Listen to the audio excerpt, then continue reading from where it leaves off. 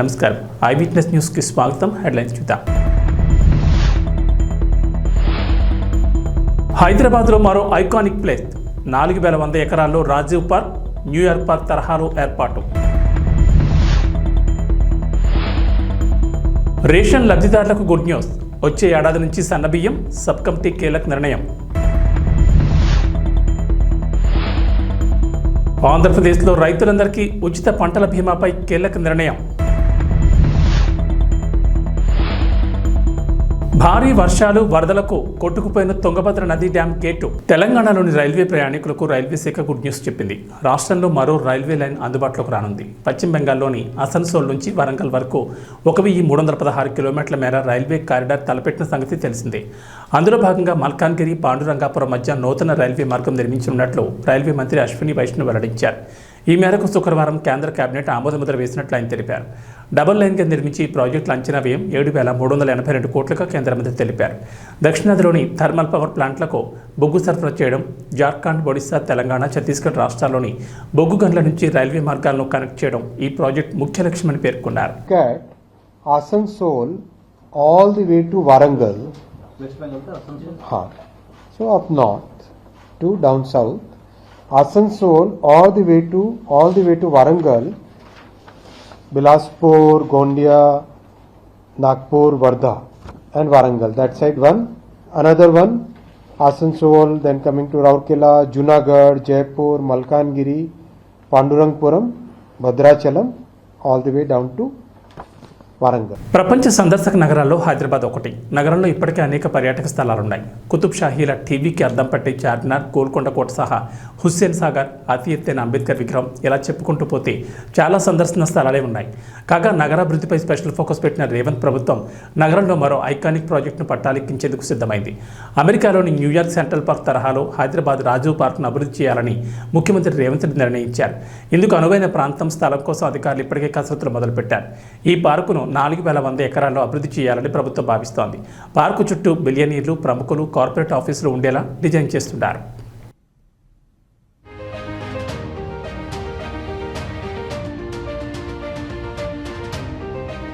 తెలంగాణలోని ration card లబ్ధిదారులకు ప్రభుత్వం తీపి కబురు చెప్పింది. వచ్చే ఏడాది నుంచి రేషన్ లబ్ధిదారులకు సన్నబియ్యం పంపిణీ చేయాలని డిసైడ్ అయింది. ఈ మేరకు కొత్త రేషన్ కార్డుల జారీ, విధి విధానాల ఖరారు అంశంపై ఏర్పాటు చేసిన కేబినెట్ సబ్ కమిటీ కీలక ప్రకటన చేసింది. చౌక ధరల దుకాణాలు, మధ్యాహ్న భోజన పథకం ద్వారా ఏటా 24 లక్షల టన్నుల దొడ్డు బియ్యం పంపిణీ జరుగుతోందని ఈ కమిటీ గుర్తించింది. దీంతో సగానికి పైగా దారి మళ్లుతున్నట్లు తెలిపారు. ప్రస్తుతం అంగన్వాడీ సెంటర్లు, కొన్ని ప్రభుత్వ పాఠశాలలో మాత్రమే సన్నబియ్యం పంపిణీ జరుగుతుండగా వచ్చే ఏడాది నుంచి పూర్తిగా సన్నబియ్యం మంజూరు చేయాలని నిర్ణయం తీసుకుంది. ఇక తెలంగాణ ప్రజలు చాలా కాలంగా ఎదురుచూస్తున్న కొత్త రేషన్ కార్డుల పంపిణీపై కూడా కేబినెట్ సబ్ కమిటీ కీలక ప్రకటన చేసింది. త్వరలోనే కొత్త రేషన్ కార్డులు మంజూరు చేయాలని నిర్ణయించింది. తెలంగాణలోని అర్హులందరికీ కుటుంబ ప్రాతిపదికన తెల్ల రేషన్ కార్డులు మంజూరు చేయాలని నిర్ణయించారు. పాత రేషన్ కార్డుల స్థానంలో కూడా నూతనంగా రేషన్ కార్డులు ఇవ్వాలని డిసైడ్ అయింది. కొత్తగా ఇచ్చే రేషన్ కార్డులు ఏటీఎం తరహాలో స్వైపింగ్ కార్డులు ఇవ్వాలని ప్రభుత్వం నిర్ణయం తీసుకున్నారు. కొత్తగా మంజూరు చేసే రేషన్ కార్డులకు సంబంధించిన విధి విధానాలపై కూడా సూత్రప్రాయంగా అంగీకారానికి వచ్చినట్లు తెలిసింది.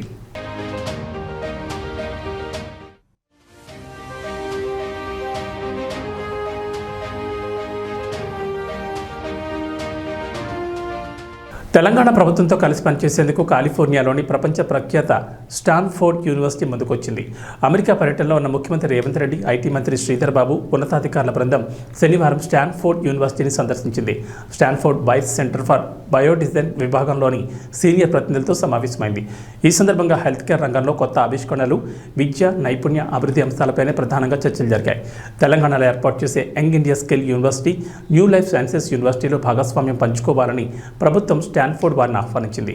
పరస్పరం అధునాతన పరిజ్ఞానాన్ని పంచుకునే కార్యక్రమాలతో పాటు ఉమ్మడిగా పరిశోధనలు నిర్వహించాలనే అభిప్రాయాలు ఈ సమావేశంలో వ్యక్తమయ్యాయి. తెలంగాణలో స్టాన్ఫోర్డ్ బయోడిజైన్ శాటిలైట్ సెంటర్ను ఏర్పాటు చేసే సాధ్యాసాధ్యాలపై చర్చలు జరిగాయి.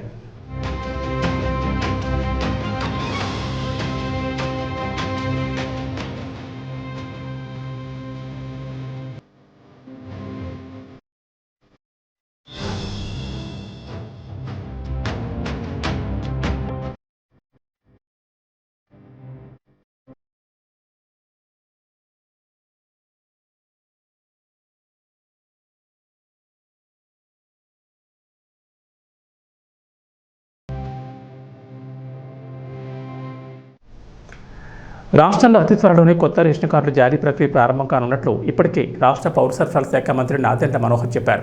ఇక కొత్తగా పెళ్లైన జంటలకు మ్యారేజ్ సర్టిఫికెట్ ఆధారంగా రేషన్ కార్డులు జారీ చేయనున్నట్టు తెలిపారు.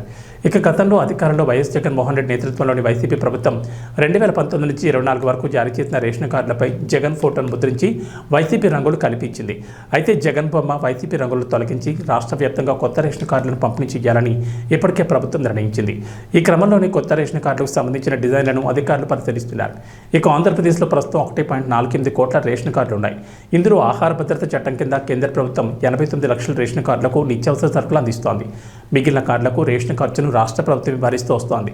అయితే వాటన్నింటినీ కూడా కేంద్ర ఆహార భద్రతా చట్టం పరిధిలోకి తీసుకోవాలని కేంద్ర ప్రభుత్వాన్ని రాష్ట్రం డిమాండ్ చేస్తుంటే అందుకు నిబంధనలు అంగీకరించమని కేంద్రం దాటవేస్తోంది. రేషన్ కార్డులు తొలగించారు. ఎవరైతే అర్హత ఉన్న లబ్ధిదారులు ఉన్నారో వాళ్ళకి ఆ అర్హత కలగకుండా చేశారు. మేము ఆల్రెడీ ఇనిషియేట్ చేసాం, కొత్త రేషన్ కార్డు డిజైన్ చేస్తున్నాం. ఆ కొత్త రేషన్ కార్డు డిజైన్ అవ్వగానే ముందుగా ఎవరైతే వివాహం చేసుకుని పాపం 2 కుటుంబాల నుంచి వచ్చిన వ్యక్తులు ఒక రేషన్ కార్డులో ఉండాలని కోరుకుంటారో వాళ్ళకి ఆ వెసులుబాటు కల్పించే విధంగా త్వరలోనే ఒక కార్యక్రమం చేపట్టబోతున్నాం రాష్ట్ర వ్యాప్తంగా.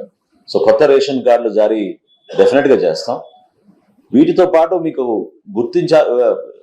గుర్తు చేయాల్సిన బాధ్యత నాకు ఎందుకు ఉందంటే, పౌర సరఫరాల శాఖలో దాదాపు 40,000 కోట్ల రూపాయలు అప్పులు చేసి ఈ ప్రభుత్వం వెళ్ళిపోయింది. గత ప్రభుత్వం 5 సంవత్సరాలు 40,000 కోట్ల రూపాయలు. అందులో ఇంకా ఆశ్చర్యకరమైన విషయం ఏంటంటే, ధాన్యం కొనుగోలు చేసి రైతులకి 1,674 కోట్ల రూపాయలు బకాయిలు చేసి వెళ్ళిపోయారు. రైతాంగానికి చాలా నష్టం కలిగించారు గత 5 సంవత్సరాలు. ధాన్యం కొనుగోలు విషయంలో మీ అందరూ తెలిసి ఎన్ని అవకతవకలు జరిగినాయో. 30-40 కిలోమీటర్ల దూరం పోయి వాళ్ళు మిల్లర్లకి ఇచ్చే పరిస్థితి ఉండేది. మండలాలు దాటి తీసుకెళ్లే పరిస్థితి ఉండేది. ట్రాన్స్పోర్టేషన్లో చాలా నష్టపోయేవాళ్ళు.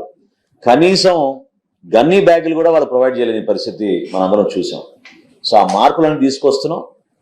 1,674 కోట్ల రూపాయల్లో ఇంత ఆర్థికమైన కష్టమైన పరిస్థితుల్లో కూడా 1000 కోట్లు ఆల్రెడీ మేము వాళ్ళ ఖాతాల్లో జమ చేసాం మా ప్రభుత్వం వచ్చిన తర్వాత.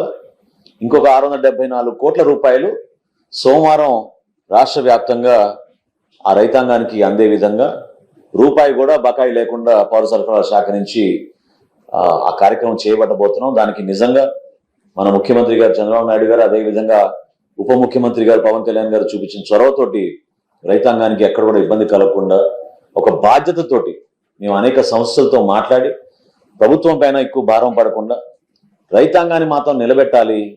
ఈ ఖరీఫ్ మాసానికి వాళ్ళకి ఎక్కడ కూడా ఇబ్బంది కలగకూడదనే ఉద్దేశంతో వాళ్ళని ప్రిపేర్ చేసే విధంగా మేము నిధులు వచ్చే సోమవారం కల్లా పూర్తి స్థాయిలో రాష్ట్ర వ్యాప్తంగా విడుదల చేస్తున్నాం. ఏపీ సీఎం చంద్రబాబు నాయుడు పాలనా దక్షత గురించి ప్రత్యేకంగా చెప్పాల్సిన పని లేదు. పనిలోనే తనకు విశ్రాంతి అని చెప్తూ ఉంటారు ఆయన. నిత్యం సమీక్షలు సమావేశాలతో అధికారులను పరుగులు తీస్తూ పాలనా పరంగా మరింత మెరుగ్గా ఏం చేయాలనే దానిపై కృషి చేస్తూ ఉంటారు. ఇక ఏపీ సీఎంగా బాధ్యతలు స్వీకరించిన తర్వాత చంద్రబాబు తన మార్పు చూపిస్తున్నారు. 1995 నాటి చంద్రబాబును చూపిస్తానంటూ పదే చెప్తున్న చంద్రబాబు పాలనలోనూ దాన్ని నిజం చేసి చూపిస్తున్నారు. అయితే తాజాగా సీఎం చంద్రబాబు ఓ విషయంలో స్పందించిన తీరు నెట్ జనాన్ని ఆకట్టుకుంటోంది. ఒకే ఒక ట్వీట్తో అపాయింట్మెంట్ ఇచ్చారు చంద్రబాబు. ప్రముఖ సంఘ సేవకురాలు పద్మశ్రీ అవార్డు రహిత అయిన అయితా సునీతా కృష్ణన్ సీఎం చంద్రబాబును కలవాలని భావించారు. అయితే ఆమెకు ముఖ్యమంత్రి అపాయింట్మెంట్ దొరకలేదు. దీంతో ఎక్స్ వేదికగా ట్వీట్ చేశారు సునీతా కృష్ణన్.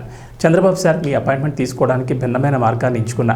మీరు చాలా బిజీగా ఉన్నారని నాకు తెలుసు. అయితే 2 ముఖ్యమైన ప్రతిపాదనలు మీ ముందు ఉంచేందుకు వచ్చే వారం మధ్యలో ఎప్పుడైనా నాకు 10 నిమిషాల సమయం కేటాయించగలరంటూ సునీతా కృష్ణన్ ట్వీట్ చేశారు. అపాయింట్మెంట్ కోసం సాధారణ పద్ధతిలో ప్రయత్నించినప్పటికీ కుదరకపోవడంతోనే ట్వీట్ చేస్తున్నానని క్షమించాలని కోరారు. ఆంధ్రప్రదేశ్లో అధికారంలోకి వచ్చిన తెలుగుదేశం, జనసేన, బీజేపీ కూటమి ప్రభుత్వం కీలక నిర్ణయాలకు తెరతీస్తోంది. ఈ క్రమంలోనే వైఎస్ జగన్ నేతృత్వంలోని గత వైసీపీ ప్రభుత్వం తీసుకున్న నిర్ణయాలు, అవలంబించిన విధానాలను పక్కన పెడుతోంది. ఈ క్రమంలోనే రైతులకు సంబంధించి తీసుకున్న నిర్ణయాలను సమీక్షిస్తోంది. ఈ నేపథ్యంలోనే పంటల బీమాకు సంబంధించి చంద్రబాబు ప్రభుత్వం కీలక నిర్ణయం తీసుకుంది. ఈ పంటలో నమోదైతే ఉచిత పంటల బీమా పథకాన్ని అమలు చేరున్నారు. అయితే ప్రస్తుత ఖరీఫ్ సీజన్ వరకు ఈ పంటలో నమోదైన పంటలన్నిటికీ ప్రభుత్వమే ఉచిత పంటల బీమాను కల్పించనుంది. ఇక వచ్చే రబీ నుంచి 2019 కంటే ముందు ఉన్న విధానమే, అంటే ఎంపిక చేస్తున్న రైతులకు మాత్రమే పంటల బీమాను అమలు చేయనుంది. ఈ నిర్ణయానికి తాజాగా మంత్రివర్గ ఉపసంఘం ఆంధ్రప్రదేశ్ ప్రభుత్వానికి సిఫారసు చేసింది. రాష్ట్రంలో ఎన్డీఏ ప్రభుత్వం వచ్చే నాటికే పంటల బీమా అమలుకు వ్యవసాయ శాఖ టెండర్లు పిలిచింది. దీంతో వచ్చే సీజన్ నుంచి కొత్త విధానాన్ని అమలు చేయనున్నారు. 2024-25, 2025-26 సంవత్సరాల్లో ఖరీఫ్, రబీకి సంబంధించి సంస్థలను కూడా ఎంపిక చేసింది. అయితే గత వైసీపీ ప్రభుత్వం అమలు చేసిన ఉచిత పంటల బీమా పథకంతో రైతులకు ఒరిగిందేమీ లేదని ఏపీ మంత్రివర్గ ఉపసంఘం భావిస్తోంది. రామ్ చరణ్, ఉపాసన ఇద్దరు కూడా తమ పనుల్లో బిజీగా ఉంటారు. అందుకే క్లీంకారాన్ని చూసుకునేందుకు కేర్ టేకర్ని పెట్టారు. కరీనా కపూర్ కొడుకు తైమూర్ ఖాన్కు కేర్ టేకర్గా పనిచేసిన లలితను క్లీంకారా కోసం తీసుకొచ్చారు. అంతకుముందు ఈమె అంబానీ ఇంట్లో కేర్ టేకర్గా పనిచేసేవారట. చిన్నపిల్లల నర్సుగా కెరీర్ను ప్రారంభించిన లలిత అనంత్ అంబానీకి నానీగా మారిందట. అలా అంబానీ ఇంట్లో ఎన్నో ఏళ్లు కేర్ టేకర్గా పనిచేసి పిల్లల బాగోగులు చూసుకుందట. అనంత్ అంబానీ తనతో ఎంతో ప్రేమగా ఉంటారని లలిత చెప్పుకొచ్చారు. తైమూర్ ఖాన్కి కేర్ టేకర్గా వెళ్లడంతో జనాలకు ఎక్కువగా తెలిసిందని లలిత తెలిపారు. కరీనాకు మొదట్లో పిల్లల ఆలనా చూసుకోవడం అంతగా వచ్చేది కాదట. కానీ త్వరగానే అవన్నీ నేర్చుకుని పిల్లలకు కావాల్సిన పనులన్నీ చేసి పెట్టేసేస్తుండేదట. ఇక ఇప్పుడు రామ్ చరణ్, ఉపాసనల కూతురు క్లీంకారాకు కేర్ టేకర్గా వ్యవహరిస్తున్నారని అన్నారు. క్లీంకారా గురించి చెబుతూ అనేక విషయాలను పంచుకున్నారు. కర్ణాటకలో కురుస్తున్న వర్షాలకు తుంగభద్ర డ్యాం గేటు విరిగికొట్టుపోయింది. శనివారం రాత్రి 11 గంటలకు హోస్పేట్ వద్ద తుంగభద్ర డ్యాంలో వరద తగ్గడంతో గేట్లను మూసివేస్తున్న క్రమంలో 19వ గేట్ చైన్ లింక్ తెగి కొట్టుకుపోయింది. దీంతో డ్యాం నుంచి నీరు ఏకధాటిగా దిగువకు ప్రవహిస్తూనే ఉంది. ఇప్పటి వరకు 1,00,000 క్యూసెక్ల పైగా నీరు వృధాగా కిందికి పోయిందని అధికారులు పేర్కొన్నారు. ఈ ఒక్క గేటు విరిగి కొట్టుకుపోవడంతో తుంగభద్ర డ్యాం నుంచి 60 టీఎంసీల నీరు వృధాగా పోనుందని తెలిపారు. మరోవైపు షిమోగాలో కురుస్తున్న ఎడతెరిపిలేని వర్షాలకు తుంగభద్ర డ్యాంలోకి భారీగా వరద నీరు చేరుతోంది. ఇక తుంగభద్ర డ్యాం గేట్ కొట్టుకుపోవడంతో నీరు దిగువకు వరదలాగా ప్రవహిస్తుండటంతో అధికారులు అలర్ట్ అయ్యారు. నదీ పరివాహక ప్రాంతంలో నివసిస్తున్న ప్రజలను అప్రమత్తం చేశారు. వరద నేపథ్యంలో సురక్షితంగా ఉండాలని సూచించారు. ఈ క్రమంలోనే తుంగభద్ర నుంచి సుంకేజల ప్రాజెక్టుకు ఏకంగా 1,00,000 క్యూసెక్ల వరద నీరు చేరుతుండటంతో ఇక్కడ కూడా అధికారులు అలర్ట్ అయ్యారు. తుంగభద్ర గేటు మరమ్మతులు పూర్తి చేసే వరకు సుంకేజల ప్రాజెక్టుకు వరద ప్రవాహం కొనసాగనుందని అధికారులు వెల్లడించారు. వరద ఎక్కువగా ఉండడంతో సహాయక చర్యలకు అడ్డంకిగా మారిందని చెప్పారు. తుంగభద్రలో వరద తగ్గాక అధికారులు మరమ్మతులు చేపట్టి విరిగిపోయిన గేటు స్థానంలో కొత్తది ఏర్పాటు చేయనున్నారు. షిమోగాలో వర్షాలకు తుంగభద్ర డ్యాంకు భారీగా వరద నీరు వచ్చి చేరుతోంది.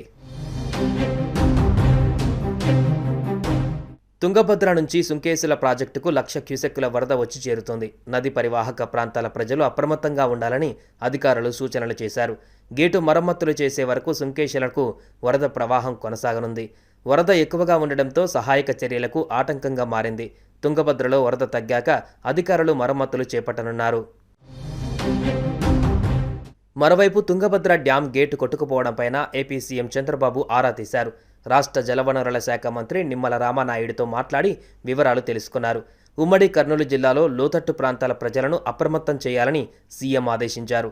నిర్వహణలో లేని పాత గేటు కొట్టుకుపోయిందని సీఎంకు తెలిపారు. తక్షణం ప్రాజెక్టు వద్దకు డిజైన్ టీంను పంపాలని చంద్రబాబు సూచించారు. జలాశయంలో 6 మీటర్ల ఎత్తు వరకు నీరు ఉందని అధికారులు సీఎం చంద్రబాబుకు వివరించారు. స్టాప్ లాక్ అరేంజ్మెంట్ ద్వారా నీరు వృధా కాకుండా చర్యలు తీసుకుంటున్నట్లు తెలిపారు. ఏబీ బులెటిన్ విశేషాలు. నమస్కారం.